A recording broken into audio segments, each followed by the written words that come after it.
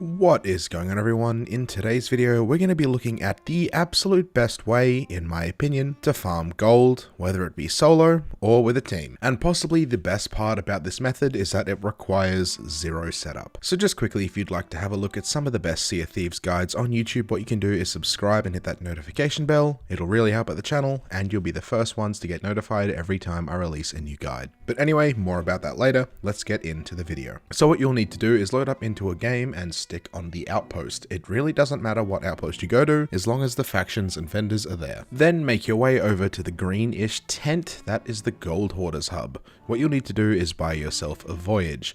If you are a pirate legend or level 45, you're going to notice that majority of the chests you dig are going to be captain's chests, and that is going to be what you need for this method. Now, it doesn't specifically need to be captain's chests, it just needs to be top tier loot, whether that be villainous skulls, luxurious crates, or captain's chests. The reason we're going with gold hoarders for this method though is because it is debatably the easiest way to get confirmed tier 1 loot. Alternatively, sacrificing a little bit of time, you can just sail around and have a look for shipwrecks, because majority of the time you're going to notice some high tier loot spawns down in them. They can be found by either Reaper's chests or by a sequence of birds floating around in the air. Remember, at the end of the day, it doesn't particularly matter what loot you have as long as it is tier 1. I can't stress that enough. It actually has to be a top tier item. This can also be done with Athenas, that you can use everything you get from an Athena's mission, including the Athenas itself, for gold.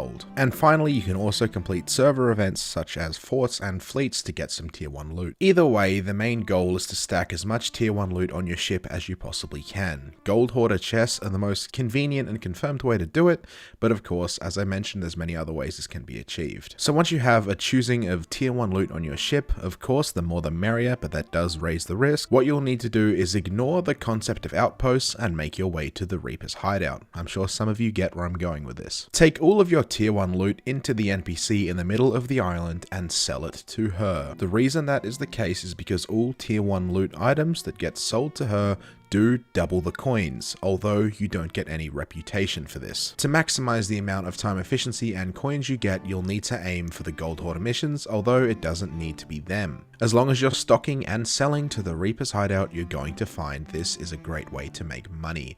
Now, just quickly, before we end this video, I want to talk about why this is the best in my opinion. Alternatively, before you could sell loot to the Reaper's hideout, the best way to make money was usually to go around and sell golden chickens to the Merchant Alliance. Now, this is still a viable method, but you're going to notice that you don't earn half as much gold from chickens and pigs and snakes that you do as compared to the loot you can get from the Reaper's hideout. An average captain's chest is going to sell at least 1500 at the Reaper's hideout, with a high maximum pushing up into the mid 2000s. It's important to remember that you're going to have a few confirmed captain's chests every time you do one of these missions, as opposed to merchant missions. Now, this in itself means it's much more efficient and much more viable in my opinion.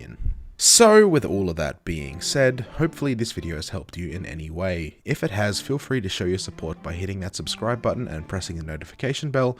That way, not only will you help out the channel, you'll be notified every time I release a new guide and or video.